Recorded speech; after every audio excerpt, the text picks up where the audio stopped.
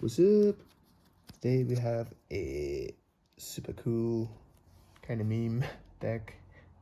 Relinquished Skull Servants.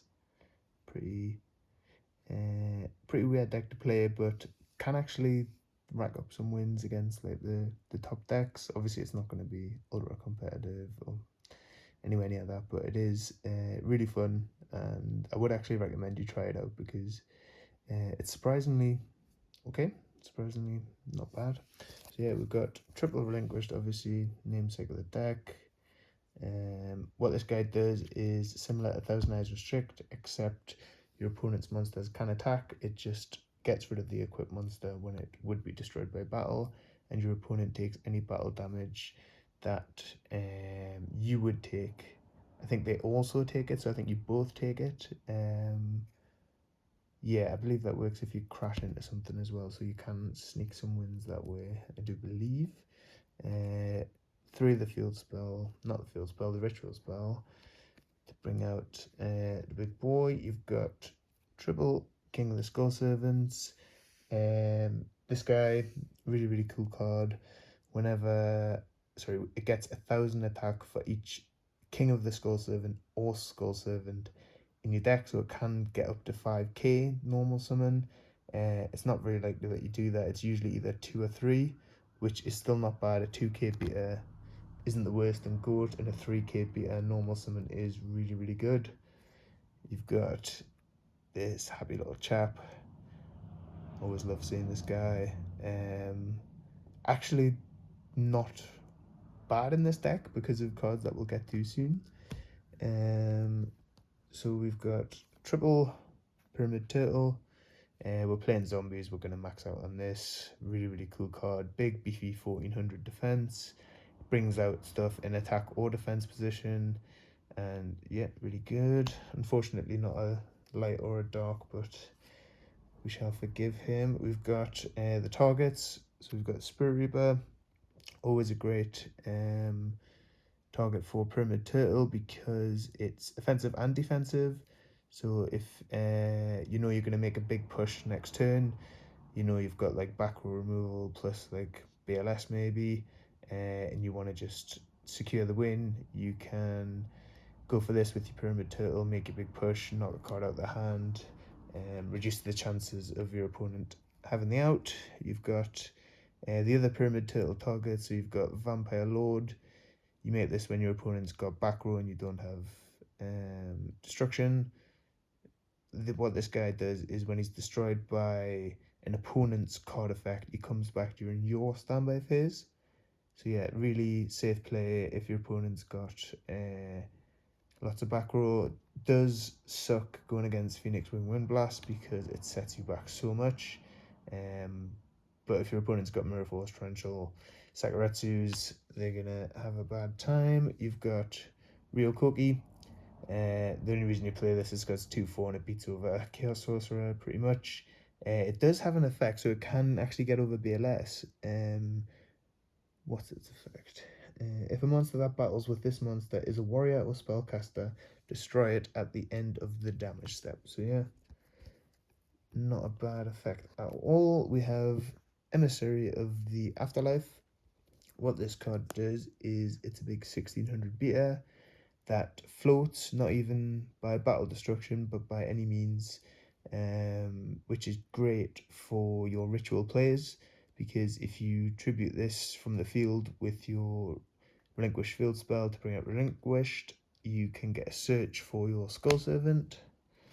Really, really nice. Big 1600 beater as well, which I really, really like. Don't tend to see them kind of stats on floaters. You've got Sangan. This is great because, again, you can use it for ritual summoning and it'll get you a TSD search. Searches Skull Servant, searches some cards that we'll get to now. So we got triple Manju. It's a ritual deck. You're going to play through this card. You could try and find room for the other ritual cards, Sonic Bird and the other one. I can't remember its name. But Tenju maybe? Something like that. But I prefer just running through this guy. You're always going to want to see him. Fixes your hand for ritual summons, and is a light, which is great for this guy because you are never really going to set your Manju. And even if you did and it got knocked, you've still got 2 more in the deck, so BLS is always going to be live at some point, pretty much. I found that this deck is quite grindy. It like slows the game down and then chips away, so you can usually get him out. And then we've got Exiled Force, one of the most important cards in this deck because of this card. So I decided, believe it or not, to max out on Last Will. This is great because it can recruit your Exiled Force, which is always going to be good. It can be procced by Exiled Force, which is really, really good. It can be procced by ritual summoning anything from stuff on the field. It can also be procced by normal summoning your Pyramid Turtle, and then activate Last Will, crash it, get the Last Will effect as well as the Pyramid Turtle effect, bring out a big beater. All really, really good. And it can also be used with this card, that ugly boy. Triple Metamorphosis. This is the reason we play Skull Servants. You summon a big 1600 Peter. If they use back row, remove it, you get a +1, and then you use that +1 for this and bring out 1,000 Eyes Restrict. And then if you want, you can, I suppose you would do it the other way around if you were going to also ritual summon Relinquished, but you can use like Relinquished and 1,000 Eyes Restrict to get rid of 2 cards. Like if your opponent's got a face down and a face up with high attack, you can take the face down with Relinquished, summon 1,000 Eyes Restrict, suck up the big monster and attack directly on attack another monster that they have. And this I decided to go with because there's already like I think about 12 normal summons in this deck, so I really didn't want to run Breaker. Although running Breaker is nice because you can get the plus by destroying like a Sagaretsu or something and then tributing it for Relinquish, so you don't go too neg when you're ritual summoning. But I have found that whenever I've got Breaker in hand, I've usually got other stuff that I want to normal summon, that I need to normal summon in order to make my plays, so decided to swap that for that. We've got Heavy Storm, obviously very stable. This deck does not like back row, so same goes for Mystical Space Typhoon. Obviously chainable, and you can get some tasty +1s. Speaking of +1s, we've got Pot of Greed, fairly average card. We've got Graceful Charity.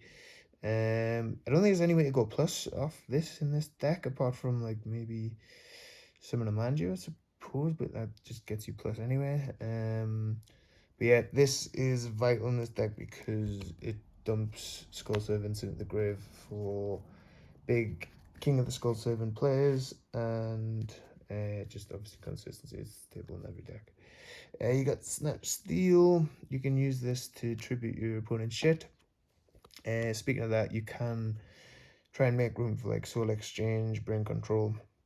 I couldn't find room in this deck, but you can run over 40 if you like. I decided not to because it's already tiny bit inconsistent with you running Skull Servants and Rituals. Obviously, they're known for being fairly a slight bit inconsistent as well. Well, I suppose not now because you've got the whole Manju Relinquished Turbo, basically Blatant Dog discard deck. But yeah, if you're trying to play like a proper ritual deck like this, then it can be fairly inconsistent. So I want to just maximize the chance of seeing the cards that I need. Last 2 cards, with this being a bit of a meme deck, I decided to do what all meme decks should do and play Floodgates that can just auto win you the game if they go off and stay on the board. Royal Decree is very much so that because traps are fucking everywhere, and that says nope.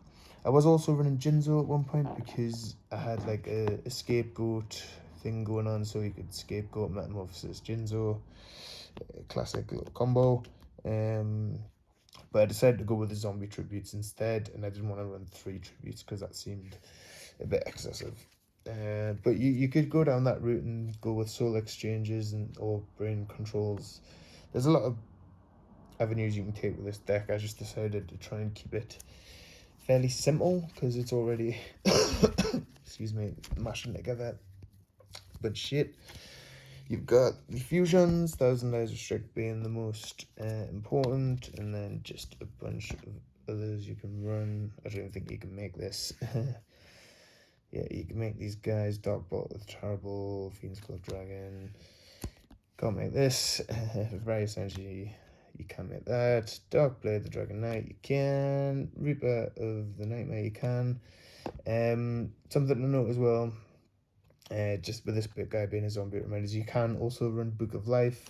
I decided not to because, generally speaking, the zombies that I had in the grave whenever I had it weren't helpful to the situation, so I just decided to cut it all together. I went from 2 to 1 to 0. So, and then Gatling Dragon, really important for big OTK plays. You go BLS, banish something, Gatling Dragon, destroy some shit, and then attack. So yeah, that's the deck. Let me know what you think. Let me know what you would do with this concept. I think this, honestly, is probably the best I can do with it. But it's not as fun as the other routes that I did go down. Although, to be fair, it is really, really fun. Last Will really added like a new dimension to this deck. I think I tried to make this deck before, and it was just driving me crazy. I couldn't figure it out, and I think Last Will has given it the boost that I needed. So yeah, let me know what you think. Like, subscribe, or let shite. Take care. Bye. Merry Christmas as well.